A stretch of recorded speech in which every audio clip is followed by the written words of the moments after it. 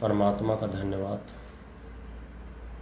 सचमुच में परमात्मा बहुत महान है और हम सब का सृजनहार है। इसलिए मैं परमात्मा का बहुत बहुत धन्यवाद करता हूँ,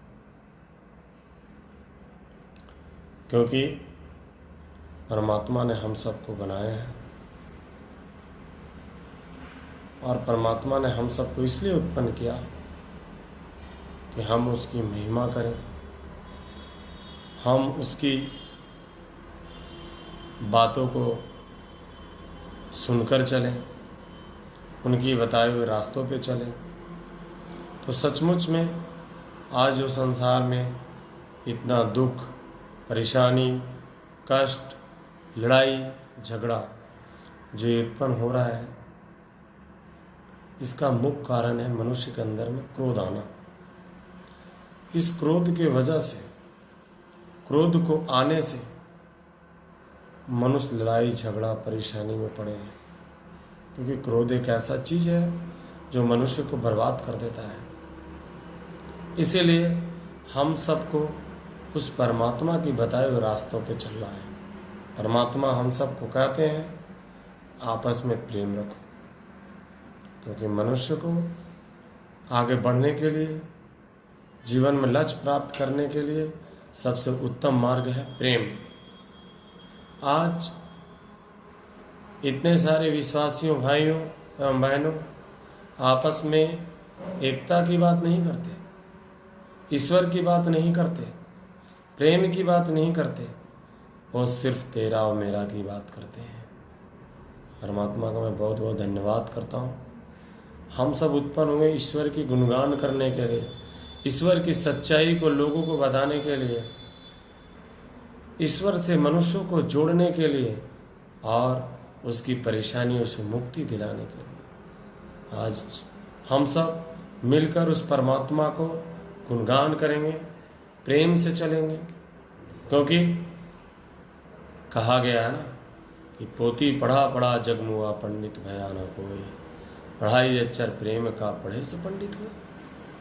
जिस मनुष्य के अंदर में प्रेम की भावना है वो पंडित से भी बड़ा है, वो सब कुछ है, उसके द्वारा परमात्मा सारे कार्य को कर सकता है। जिस मनुष्य के अंदर में प्रेम है, दया है, क्योंकि तुलसीदास जी कहते हैं तुलसी की रामायण में कि जहाँ दया तहाँ धर्म है और जहाँ धर्म तहाँ आप। उस जगह में ईश्वर की कृपा है।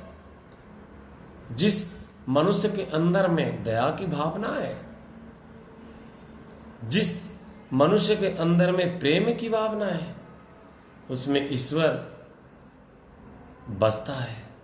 और ईश्वर जब उसके अंदर बसता है तो ईश्वर उसकी बातों को सुनता भी है। परमात्मा उसकी बातों को सुनता है और वो जो कुछ भी कहता है, परमात्मा से जो कुछ भी चाहत रखता है, मांगता है, परमात्मा उसे देता है। क्यों? क्योंकि वो परमात्मा की बताए हुए रास्तों पे चलता है। संसार के मनुष्य या हम सब भी जो परमात्मा की बताए हुए रास्तों पे नहीं चलते हैं, वो दर दर भटकते हैं।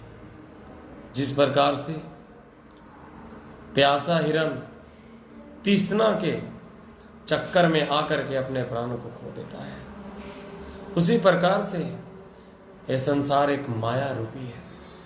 लोग भी इस माया के जाल में फंस करके अपने आप को बर्बाद हो रहे हैं, परेशान हो रहे हैं। इसलिए इस सारे परेशानियों से बचने के लिए एकमात्र उपाय है उस परमात्मा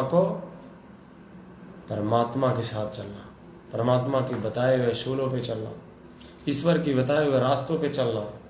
वो परमात्मा हमारे जीवन में काम करता है।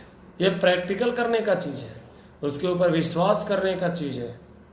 जब हम उसके ऊपर विश्वास करते हैं तो हम परमात्मा की कामों को अपने जीवन में देखते हैं, किस प्रकार से परमात्मा हमारे जीवन में काम को करते हैं। जब मनुष्य सब जगह से थक जाते हैं, क्योंकि गीता में श्री कृष्ण ने अर्जुन को समझाया, कहा जब मनुष्य सब जगह से थक जाते हैं तो वो परमात्मा की शरण को लेते हैं। हे अर्जुन, तुम्हें चिंता करने की जरूरत नहीं है, तुम युद्ध कर। क्योंकि वो कुरुक्षेत्र के मैदान में थे तो उन्हें श्री कृष्ण क्या कर रहा था? समझा रहा था।